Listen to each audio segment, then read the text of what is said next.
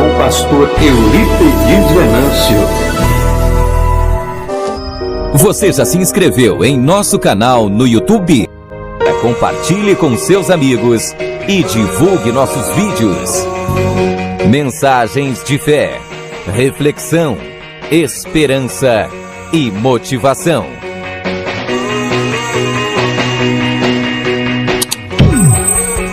Inscreva-se agora em nosso canal e acompanhe nossos vídeos diariamente. Era extremamente opressora, os assírios eram terríveis, era uma nação que passavam por cima de todos os seus opositores. Eles escalpelavam a pessoa, tiravam o couro da pessoa viva, colocavam em estaca, e isso aconteceu também com moradores de Israel. Então havia aqui uma animosidade muito grande entre essas nações. E nós vamos perceber que o livro ele vai se dividir em 4 grandes momentos, em cada capítulo um momento. O primeiro capítulo vai abordar um momento específico aonde Deus dá uma missão ao profeta Jonas, para que ele fosse à cidade de Nínive e ali proferisse a eles que eles, se não se arrependessem, eles seriam destruídos, aniquilados, vaporizados da face da terra. E nós percebemos, e o capítulo de número 1 é uma terrível luta, porque o profeta tenta fugir para Tarsis, um local totalmente oposto aqui, aonde na verdade estava a cidade de Nínive.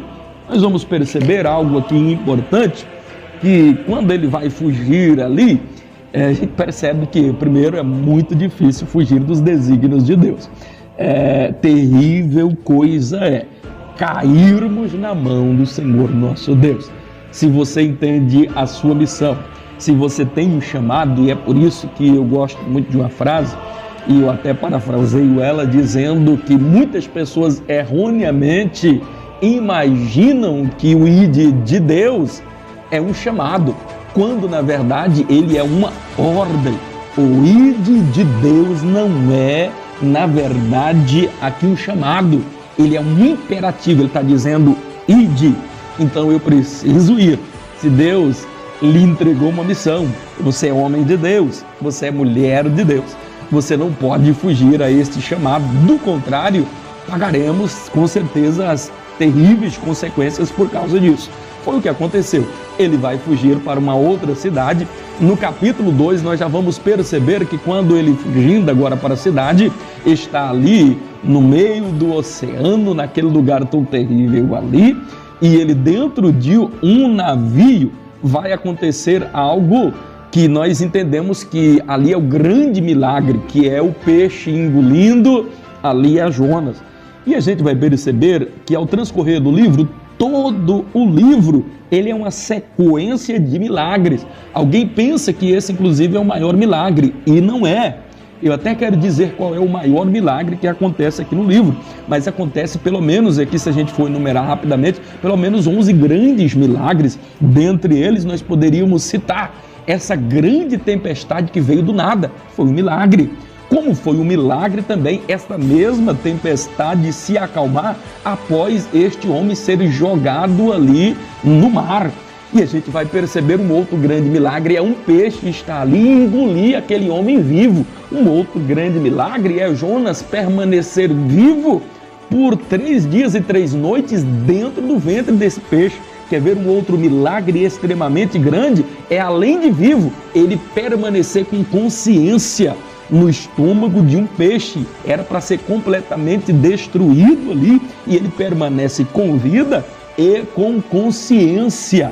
Outro grande milagre é esse peixe ir vomitar exatamente no local onde ele precisaria estar indo levar a mensagem de Deus. E assim poderíamos citar vários outros milagres. Aquela aboboreira, por exemplo, que miraculosamente nasce do dia para a noite, como do dia para a noite, lá no capítulo 4 também, a aboboreira é morta e ali o profeta se revolta por causa daquilo dali. Então o livro ele é uma sequência de milagres. Contudo, e talvez para efeito de prova, é importante você se lembrar disso, que esse não foi o maior milagre que acontece aqui no livro do profeta Jonas. Sabeis qual é o maior milagre?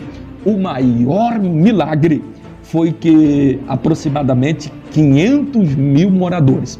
E isso vai acontecer no capítulo de número 3. No capítulo de número 3, eles se arrependem, se vestem de pano de saco, se cobrem de cinza, eles jejuam, eles pranteiam e eles choram. E o interessante aqui acontece o maior milagre, foi a conversão de 100% desses moradores da cidade de Nínive. E nós vamos perceber que no capítulo de número 4 agora é a indignação do profeta Jonas. Porque exatamente por causa disso, porque ele não queria, era um povo idólatra. E aqui a gente vai perceber o preconceito racial muito grande. E aqui eu percebo a primeira impressão, ou a impressão mais forte do plano de Deus para a salvação de toda a humanidade. Se não vejamos, a nação era ímpia. É bem verdade que Israel é a menina dos olhos de Deus, mas Deus, inclusive, enviou seu Filho unigênito, não só para que a nação de Israel cresça e fosse salvo, mas para que todo aquele que nele crê fosse salvo. O exemplo aqui de Deus salvar a nação dos ninivitas ali naquele momento mostra-nos o desejo que Deus tinha de salvar todas as nações, de salvar Israel, mas salvar também um ímpio que se arrependesse e prostrasse-se diante do Senhor nosso Deus. Louvado e engrandecido é o nome do Senhor Jesus. Eu termino aqui essa passagem porque o horário está bastante avançado para finalizar agora no livro, no capítulo de número 4, a indignação do profeta Jonas. Percebam que o profeta Jonas está indignado e é a primeira vez na história, pelo menos que se tem notícia, em que o mensageiro, um profeta de Deus, em que o pregador consegue alcançar 100% das pessoas que assistem o seu culto, que ouvem a sua pregação, e principalmente uma multidão de 500 mil pessoas. Não se tem notícia de nenhum único evento lá no Velho Testamento de um pregador conseguir converter toda uma cidade. E maravilhosamente, miraculosamente, isto acontece aqui com os ninivitas. Era motivo deles se alegrar, porque diz a Bíblia que há festa no céu quando um pecador se arrepende. Assim também percebemos, enxergamos e visualizamos Tiago falando que se alguém converter um pecador do erro, vai livrar a sua morte do inferno e cobrirá para si uma multidão de pecado. Que coisa maravilhosa! Quando nós ganhamos alma, a festa no céu. Nós convertemos um pecador, e porque a festa no céu, e porque convertemos um pecador, por causa disso, por causa do amor, porque Deus é amor, nós vamos ter uma multidão de pecados encobertos, perdoados, que Deus não vai levar em conta. Então, quantos pecados nos são perdoados quando ganhamos almas para Jesus? Porque quem ganha alma sábio é. Assim diz a palavra de Deus em Provérbios, no capítulo de número 11, verso 30 e 31, a importância, não existe nada mais importante. O valor de uma alma é algo incalculável, não dá para mensurar este valor, porque Jesus morreu na cruz do Calvário, só para você dimensionar o tamanho do amor de Deus. Que coisa gloriosa! Mas o profeta se revolta, ele se revolta ao ponto de pedir a morte. Que coisa terrível! Então essa é a análise que nós fazemos aqui no livro. Sem perca de tempo aqui, eu queria que você já abrisse agora também aí na página 87, eu preciso que você abra aí, na página 87, vamos agora falar, finalizando aqui, sobre a vida, obra de Miqueias. Miqueias, ele vai estar abordando agora em seu livro essa questão da religiosidade. Ele vai tratar agora do formalismo religioso em tempos de solidão. Solidão fala de afastamento. Quando fala de solidão, nós falamos e lembramos do momento em que nós estamos vivendo, o momento da pandemia. Eu costumo dizer que não é porque que nós estamos ou que nós estejamos vivendo em um período de isolamento que nós precisamos viver isolado, porque ninguém é uma ilha.